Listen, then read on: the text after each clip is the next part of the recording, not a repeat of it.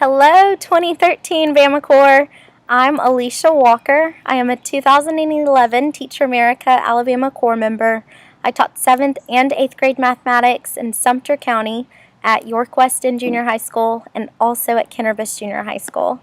And I am honored to be able to welcome you all to the Corps and talk to you a little bit today about the Teaching as Leadership framework and how that compares to effective teaching. When I think about effective teaching, I think about teaching the standards, teaching the objectives, and having students leave your classroom knowing the content and enjoying school. And not that there's anything wrong with that, but I think that in our circumstances, given the communities that we teach in and the children that we have the privilege and opportunity to interact with, I think that they need a lot more. They need to be set on more transformational pathways and be given opportunities to engage in content and be able to obtain different skill sets that they might not otherwise have.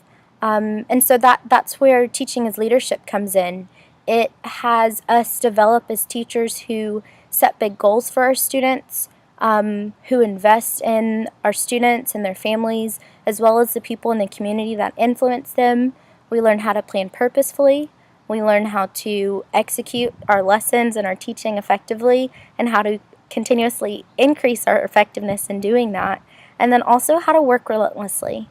And I think that all of that encompasses and enables us to not only teach our content well, but to, in a way, train up our children so that they truly do have a better life trajectory, having left our classrooms and having been able to be a part of our classroom community.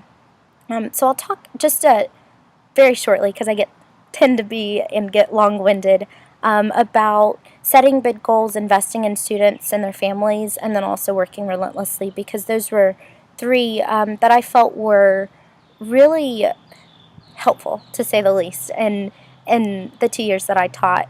Setting big goals was huge.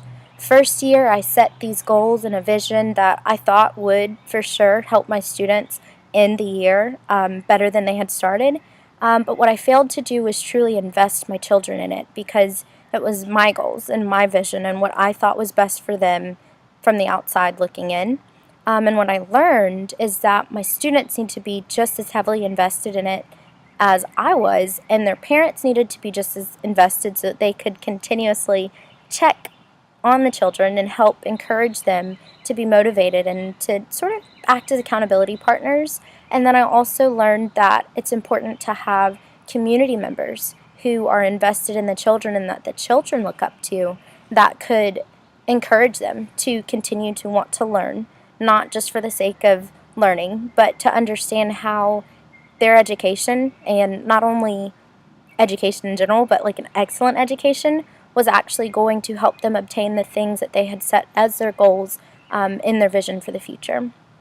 And working relentlessly, that's something that first year I thought was, not even first year, first month, I thought meant work all the time. Like when I heard work relentlessly, I thought people meant continue working and then work some more and then work some more, and then instead of sleeping, work some more. But I learned that working relentlessly means to me that the time that I do work, that I've set aside, be it in the classroom or time that I've set aside outside of the classroom to work on planning or investing, whatever it is that I'm using it to fruition. I'm using that to the most effective, sorry, that's a car.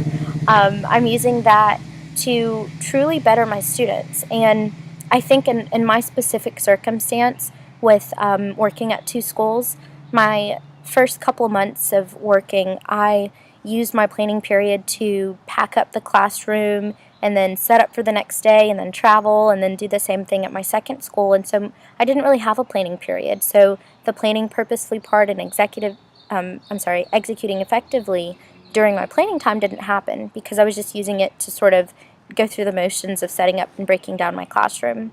But over the course of a few months, I learned that time could be best used tutoring students or going to lunch to help students who didn't understand the lesson during the day, or getting to my second school early so that I could help students before a quiz, or, having parent conferences, or even making that an open opportunity for students to come to my class and get help.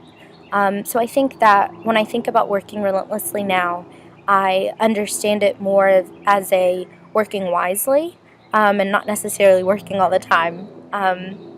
But yeah, I think that overall, having this mindset that teaching is not just going through curriculum, not just having my students master content, but also including the part about like them gaining and achieving certain skill sets, or setting different goals and visions based on where they saw themselves in the future, and empowering them to know that they were capable and they have the ability to do those things based on things that they were going to learn in my classroom. That was powerful. That was so powerful. And I think that having this framework, even if I didn't always refer to it as TAL, but just having this mindset that the love and care that I put into planning and investing in my students was going to, in the long run, affect who they become as adults, purely based on 7th and 8th grade math. Like, that's beautiful. Absolutely beautiful. So hopefully I helped to answer a few questions. If you all have any more questions, I'm hoping to meet you sometime this week. But I hope that you have a great morning, afternoon, or evening, whichever time this video is shown. And I'll see you all soon. Bye-bye.